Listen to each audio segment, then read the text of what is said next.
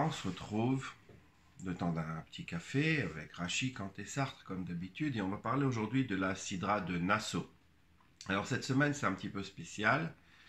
On a évidemment la fête de Shavuot et cette fête de Shavuot qui dure 2 jours à l'extérieur du pays d'Israël, comme tout le monde le sait, va donc provoquer une séparation, une différence entre ceux qui habitent en Israël et qui vont lire la Sidra de Nassau cette semaine et ceux qui habitent à l'extérieur d'Israël et qui liront la Sidra de Nassau seulement la semaine prochaine. Alors, pendant quelques semaines, on ne lira pas les mêmes parachiotes, mais on va se retrouver pour Chukat Balak dans quelques semaines, c'est-à-dire quand en Israël on ne lira que Balak et à l'extérieur du pays, on lira Chukat Balak et on se retrouvera donc. Maintenant, évidemment, je vais déjà parler aujourd'hui de la Sidra de Nassau. D'abord, parce que on a beaucoup de personnes qui sont avec nous dans cette aventure et qui doivent savoir en Israël qu'est-ce qui se passe avec la Sidra de Nassau. Et de toute façon, vous allez vous en apercevoir. Ce qu'on va dire maintenant, on va parler de quelque chose qui a un rapport très profond avec la fête de Shavuot. Et ça va permettre de vous donner une petite explication sur la raison pour laquelle j'ai mis cette photo que j'ai photographiée cette semaine, un lever de soleil sur la vieille ville de Jérusalem. Et vous allez tout de suite comprendre dans quelques minutes pourquoi est-ce que j'ai mis cette photo. Alors la Sidra de Nassau, elle va nous évoquer des paroles, différents types de paroles, plusieurs sortes de paroles, et on va les voir les unes après les autres, et voir lesquelles sont plus positives, lesquelles sont plus négatives, et essayer de pouvoir en définir une symptomatique, on va dire, une typologie de la parole. Quelle est la parole que l'on doit adopter? Quelle est la vraie parole, la bonne parole? Et voilà, on y va. Alors la première parole qui est dans la Sidra de Nassau, c'est une parole de mensonge, de dissimulation. C'est la parole de celui qui a reçu un objet et qui dit non, non, je te dois rien. Non, j'ai pris, mais non, non, je te dois rien. C'est pas vrai, je n'ai pas pris. Je n'ai pas pris. Alors cette parole, pour pouvoir s'en sortir, pour pouvoir continuer, si l'homme qui a ainsi menti à son prochain, il veut faire amende honorable, comme on dit, ben oui, alors une amende, il doit rajouter un cinquième, c'est-à-dire 20% de ce qu'il a pris, il doit le rajouter pour pouvoir le rendre et pour pouvoir revenir en tant que membre à part entière de la société. Mais cette loi, a priori, on peut s'étonner de pourquoi est-ce qu'elle est écrite dans la Sidra de Nassau, puisqu'on l'a déjà vu en fait à peu de choses près au début dans le 5e chapitre du livre de Vaïkra. Alors oui, pourquoi? Et Rachid nous précise qu'il y a deux petites différences entre cette répétition et son original dans le début de Vaïkra, ce qu'on avait lu la première fois. Alors, la première différence, c'est qu'il faut comprendre que pour pouvoir payer ce tribut de 20% du cinquième qu'on doit rajouter et pouvoir revenir dans le peuple, bien ça ne suffit pas de payer. Il faut vraiment avouer son erreur et dire, c'est-à-dire que le fait d'avoir dit quelque chose de faux ne peut se corriger uniquement si la correction se fait au niveau de la parole, c'est-à-dire si le dire devient un dire de vérité. Okay? C'est-à-dire que ça ne suffit pas de payer, il faut agir. J'ai agi par la parole, je dois agir dans l'autre sens pour réparer ma première action également par la parole. Le deuxième point, c'est que donc on doit rajouter 20% à celui qui a été lésé. Mais imaginons un cas où la personne est un converti et ce converti il n'a pas d'enfant. Donc cette personne doit recevoir 20%, mais cette personne vient à décéder avant de pouvoir recevoir ces 20%. Alors, celui qui a menti, celui qui a lésé son prochain, il se retrouve devant une impossibilité. Il ne peut pas rendre, puisque la personne est morte et elle n'a même pas d'héritier. À qui va-t-il rendre? Eh bien, ce texte qu'on nous lit dans la lecture du Midrash, dans la lecture du Talmud, dans la lecture que cite Rashi, nous précise que ces 20%, ils doivent aller dans ce cas-là, c'est un cas bien hypothétique évidemment, combien de fois c'est arrivé. Normalement, nous dit Rashi, chacun il a toujours un membre de sa famille, on va remonter le plus loin possible, on va remonter jusqu'à Yaakov Avinu, jusqu'à notre ancêtre Jacob, le père des 12 tribus, et puis oui, il aura un proche. Ben non, pas tout le monde a un proche. La personne qui n'a pas de proche est celui qui est converti, qui a renoncé à son lien familial, et il se retrouve seul. Et alors Dieu nous dit, cet homme-là ou cette femme-là, qui a voulu s'unir à moi, eh bien oui, il a réussi à s'unir à moi. Et c'est moi qui suis donc son proche parent, et donc c'est moi qui vais recevoir, par l'intermédiaire des prêtres qui sont de garde cette semaine, les 20% supplémentaires, et c'est moi qui affirme que je suis son proche parent. Bel enseignement, n'est-ce pas? Alors la deuxième parole, c'est aussi une parole un petit peu dure. C'est la parole de la femme sota, la femme qui s'est dissimulée et qui, malgré les avertissements de son mari, elle s'est dissimulée avec un autre homme et le soupçon pèse. A-t-elle trompé son mari, oui ou non? Alors le mari est persuadé qu'elle l'a trompé puisque malgré sa demande expresse, elle s'est dissimulée avec cet homme-là et donc ils n'arrivent pas en fait à solutionner ce problème. Comment faire? Quand on a un problème de discussion et qui est insoluble, il n'y a qu'une seule technique pour solutionner ce débat, cette discussion, puisque les preuves, il ne peut y en avoir.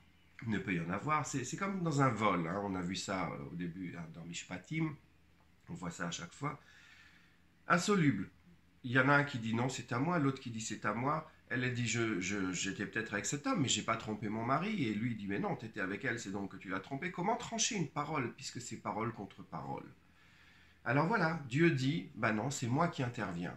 Alors dans le cas du vol, ou dans le cas d'indifférence sur un bien matériel, on va jurer au nom de Dieu, on va utiliser le nom de Dieu. Et dans le cas de la femme qui est soupçonnée d'adultère, dans le cas de la Isha Sota, Dieu dit, ben voilà, vous prenez un texte, vous écrivez cette histoire, cette paracha, avec mon nom, le nom de Dieu, et si le cas se justifie, si le cas se présente et qu'il faut faire régner la paix entre cet homme et cette femme pour faire retrouver la paix du ménage, eh bien je suis prêt, moi, Dieu, à effacer mon nom, comme nous dit le texte du Midrash, qui est cité dans Rashi. Donc Dieu est prêt à effacer son nom pour faire retourner la paix. Pourquoi? Amar Rabbi Ishmael nous a dit Gadol ou Shalom, la paix est tellement importante et tellement grande. Chez Matsinu, chez Viter Akadosh Baruch Hu al Shmo, Dieu a renoncé à son nom qui a été écrit sur la sainteté, chez Nirtav Bigdusha, chez Imaché Alamaim qui va être effacé. Kedelatil Shalom ben Adam leishto, pour rétablir la paix entre l'homme, entre la femme et son mari. Voilà, telle est l'importance de la paix. Dieu donc comme idée régulatrice, Dieu comme idée qui va permettre de rétablir la paix dans la société, soit pour le voleur, soit pour la femme sota. La troisième parole, c'est la parole du nazir. C'est la parole de celui qui dit moi je renonce, je veux une vie monacale, en tout cas pour une certaine période. Je renonce au vin, je renonce à me faire des soins corporels tels que couper les cheveux, se tailler la barbe, etc. Et tout ça dans le but de se rapprocher de Dieu. Alors là, on est passé d'une parole de mensonge à une parole qui est a priori positive. Une parole de rapprochement de l'homme avec son Créateur. Et pourtant, à la fin de sa période de monacale, à la fin de cette période de privation, ce nazir, cet homme-là, doit apporter un sacrifice, korban khatat, un sacrifice d'expiation. Et alors pourquoi apporter un sacrifice d'expiation? Eh bien le sacrifice d'expiation, nous dit de nouveau le Midrash, Lifne shetsier atzmo minayayin. Rabbi Elazar Akapar, il nous dit Utsier et atzmo minayayin. Le Talmud, dans le traité de Ta'anit, page 11a, nous fait remarquer que cet homme-là, il s'est privé. Tsier, tsahar, c'est la douleur, c'est la peine. Et il s'est privé du vin. Donc il s'est privé d'un plaisir de la vie, d'une certaine façon. Oui, il s'est privé. Et on ne doit pas se priver, a priori, d'un don qui nous a été fait. La vie, c'est ce qu'on doit vivre.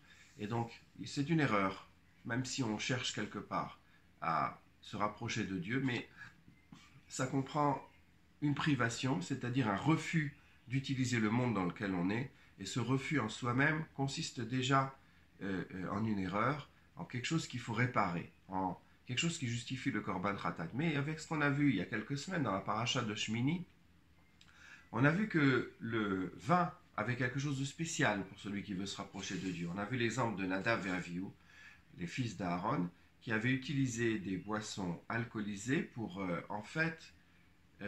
abolir leur sens et pouvoir se rapprocher de Dieu. Donc dépasser leurs conditions humaines qui étaient limitées par leur moi personnel et pouvoir s'effacer et se rapprocher de Dieu. Et ce rapprochement de Dieu, ce dépassement de sa condition humaine, cette hubris, eh bien, il est susceptible d'être une faute. Nadav et Avihu sont morts à cause de ça, même si on peut considérer là-bas que ce n'est pas vraiment une faute, ou c'est peut-être la réussite ou l'accomplissement, mais en tout cas, dans la vie quotidienne, c'est une faute, c'est-à-dire c'est un risque de faute. C'est peut-être pas la faute directement, mais c'est en tout cas un risque, le risque de vouloir dépasser. Donc, ce qui nous a enseigné Rabbi Elazar Akapar, la Tzi'er Atzmo Minayain, c'est pas seulement le refus d'une joie, le refus d'un plaisir qui est légitime et avec lequel on doit profiter. On doit profiter de notre condition humaine et explorer pleinement la condition humaine. Mais également, c'est peut-être quelque part une tentative d'hubris de dépasser sa condition humaine. Et ça justifie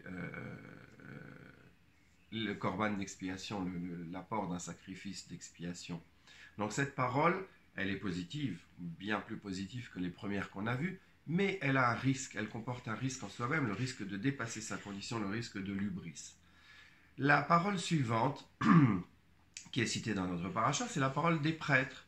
Après l'inauguration du temple, les prêtres en arrivent et ils reçoivent l'ordre de bénir le peuple. La bénédiction que nous connaissons tous, la bénédiction que nous faisons à la synagogue, les prêtres continuent à nous bénir, la bénédiction avec laquelle nous bénissons nos enfants régulièrement, tous les vendredis soirs, etc. Alors, oui, cette parole, elle est beaucoup plus positive, c'est déjà la parole de Dieu. Bien sûr, c'est extraordinaire. Mais les prêtres, ils ne sont pas vraiment les auteurs d'une parole. Ils ne sont que les répétiteurs d'une parole qui leur est dictée. Ils ne sont que des instruments. Ils ne peuvent pas varier, ils ne peuvent pas dire. Ils sont obligés de répéter. Et pourquoi ils répètent? Le Midrash nous raconte, comme Abraham avait reçu le don de faire des bénédictions. Je ne vais pas rentrer dans le texte, ce serait un peu long, mais Abraham a reçu de Dieu, d'après le Midrash, la possibilité de bénir.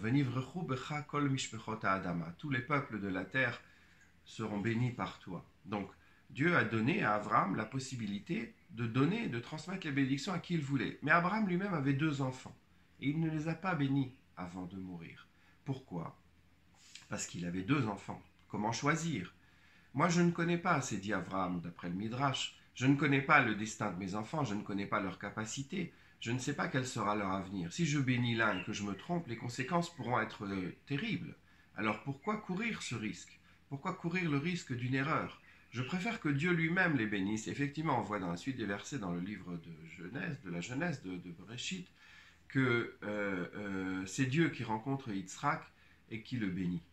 Donc c'est Dieu qui choisit. Là aussi, pour les prêtres, ils ne font que dire, mais c'est Dieu qui décide, parce que Dieu, il a le regard sur la conséquence des actes, et il voit plus loin que le regard humain. Donc, on a une parole qui n'est qu'une répétition, qui n'est pas une parole directement productive. Et en fait, continue le Midrash, quand on regarde les prêtres, on regarde les Kohanim, pendant qu'ils nous bénissent, on voit leurs bras tendus, leurs doigts écartés, et on voit derrière, nous dit le texte, on voit derrière les doigts et entre les épaules, c'est-à-dire entre les bras écartés, on voit la shrina. C'est-à-dire qu'on voit la présence de Dieu, et les prêtres ne sont qu'un canal, qu'une façon de nous faire parvenir cette présence de Dieu et cette parole de Dieu, mais ils ne sont pas les auteurs de cette parole de Dieu. Pour être l'auteur de la parole de Dieu, pour être directement en rapport avec la parole de Dieu, il faut arriver à la dernière parole qui est citée dans notre Sidra. La dernière parole, c'est celle de Dieu qui parle à Moïse dans la tente d'assignation, dans le Mishkan. Et alors, nous dit le verset, voilà, on va citer, Ubevo Moshe Elohel Moed le Daberito, quand Moshe se rend dans la tente d'assignation pour parler, Vaishma et Hakol, il a entendu Hakol, la voix, Midaber Elav Me'al Kaporet, qui s'exprimait pour lui au-dessus du plateau de l'arche d'alliance, Asher al Aaron Haedut, qui est sur l'alliance, mi ben shnei akruvim, entre les deux chérubins, vaïdaber elav, et il lui parlait. Hakol, Hakol, la voix, avec l'article défini. Alors, quelle est cette voix? C'est quoi cette voix? Alors, de nouveau, le Midrash, par Rashi, nous dit que Hu Hakol Amit Paresh Baktuvim. C'est la voix qui s'exprime à travers les versets, à travers l'explication des versets. Alors, on se retrouve en fait devant une voix, si on essaie de comprendre cette phrase, qui s'exprime de différentes façons. On peut la comprendre de différentes façons. D'abord, c'est Hakol, la voix, c'est-à-dire que chaque personne, même dans l'avenir, nous dit le Midrash, à partir du moment où le texte du Midrash a été énoncé, Hakol, si je dis la voix, si je fais s'affronter des versets qui a priori se contredisent et que j'arrive à en faire sortir le sens de la voix de Dieu, le sens de la parole de Dieu, alors oui, je suis comme Moïse lui-même qui était dans la tente d'assignation. C'est-à-dire que chaque homme, de nos jours, même après la disparition du temple, même après la mort de Moïse, même après la perte de l'arche d'alliance, si je continue à examiner les versets, eh bien, nous dit le Midrash, je suis au même stade. J'arrive encore aujourd'hui à faire rejaillir et à entendre la parole de Dieu. C'est extraordinaire. Mais ça va plus loin. Le Midrash, dans ce sens-là, il nous dit mitparesh baktuvim, c'est-à-dire qu'il faut faire expliquer ces versets, c'est-à-dire faire jaillir le sens de l'affrontement de ces différents versets. C'est-à-dire que le Midrash qui fait lui-même, dans ce texte-là qu'on est en train de lire, qui est cité par Rashi tout à la fin de notre Sidra, il nous dit, il nous affirme que ce qu'il est en train de faire, l'exercice de faire s'affronter les versets pour en déduire un sens qui serait le sens de la parole de Dieu, eh bien il se donne lui-même une légitimation. C'est-à-dire qu'il affirme lui-même qu'il écoute la parole de Dieu et il produit la parole de Dieu. Voilà, ça c'est une vraie parole. Mais cette parole, qu'est-ce qu'elle est? Comment elle est? Elle est extrêmement forte, elle résonne. Elle résonne. Mais elle résonne comment? Nous dit le Midrash dans un autre texte. C'est la parole du Beth HaMidrash, de la maison d'études, dans laquelle les gens s'affrontent et les gens discutent en parlant de plus en plus fort. Non, c'est moi qui ai raison, non, c'est toi. Tu as dit comme ça, moi je dis comme ça. Ça, c'est la parole de Dieu. C'est une parole qui se dit à voix haute, qui se force. Mais cette parole, elle s'arrête, continue le Midrash, à l'entrée de la tente d'assignation. Celui qui est en dehors, celui qui est hors de la tente, celui qui est hors, métaphoriquement, du Beth HaMidrash, de la maison d'études, il n'entend pas la parole. Elle est forte, haute, audible, mais elle s'arrête à l'extérieur. Il faut rentrer dans ce monde pour entendre la parole de Dieu. On ne peut pas vouloir la parole de Dieu et prétendre entendre la parole de Dieu et rester en même temps en dehors. C'est pas possible.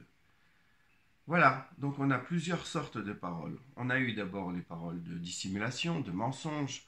On a eu les paroles du voleur, on a eu la parole de dissimulation de la femme soupçonnée d'adultère. On a eu la parole du nazir qui essaye de se rapprocher de Dieu, mais peut-être que dans un sens, il essaye de dépasser sa limite. Et non, il faut rester dans sa limite. Et la parole de Dieu, on doit l'entendre dans notre limite. Et on a la parole des prêtres qui, mais en fait, n'est pas une vraie parole, c'est juste une dictée.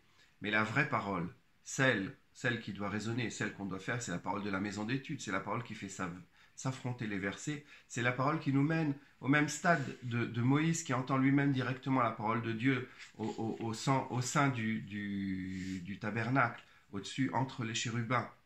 Cette parole qui surgit et que nous faisons surgir de la même manière quand nous faisons s'affronter des versets et que nous prenons ce sens multiple, pas seulement pour le lire, mais pour vraiment le comprendre et en percer le sens et en lui faisant retrouver son unité originelle. Si on lui fait retrouver au verset son unité originelle, en dépassant sa contradiction apparente, eh bien on retrouve l'unité, le un, c'est-à-dire Dieu. Voilà, c'est la parole de Dieu. Et voilà, maintenant c'est juste pour dire, c'est pour ça que j'ai mis cette photo, lever de soleil sur Jérusalem, Jérusalem, Kimitzion, etc. Voilà, la parole, elle sort de Sion, la vraie parole de Dieu. Et donc voilà, c'était juste un petit clin d'œil, un petit clin d'œil de Jérusalem. Et je souhaite à tous une bonne fête de Shavuot. À très bientôt. Le temps de prendre un café avec Rashi Kant et Sartre.